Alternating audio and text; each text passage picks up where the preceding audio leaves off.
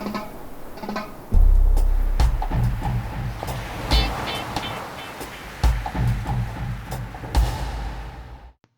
guys, it's Laura, your Cheeky Crafter, and here I thought I was done with my layouts from June 2022's scrapbookingstore.com's kit, but then I saw this firecracker paper laying against the red star paper, and I thought, well, I got one more idea.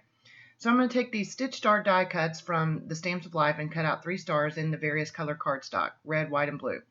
Now, I know you're probably thinking, why does she have the colors reversed with blue, white, red? And you'll see why in a minute.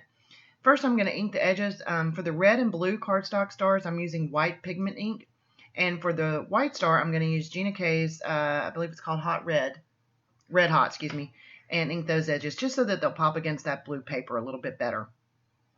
And then I'm going to get everything attached onto the paper. Now, I don't have any photos for this layout, but I figure I'll take some this year on the 4th of July, and then I'll have it ready to go. So I'm going to lay this paper down right at the 1-inch mark.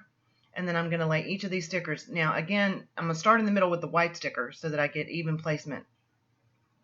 And then I'm going to put the blue one on top and the red on the bottom. Now, the reason that I'm going reverse order is because I've got letters I'm going to place in each of the stars, and they say USA, and the U, which would obviously be first, was blue, and I didn't want it to, or excuse me, was red, and I didn't want it to get lost on the red star being first.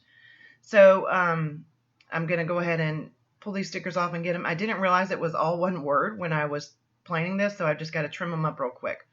So there you'll see that A is blue, so I didn't want it to be on a blue star. But once I get the letters stuck on here, this layout will be ready to go for the 4th of July pictures that I take this year. And there you have it. Hope you've enjoyed.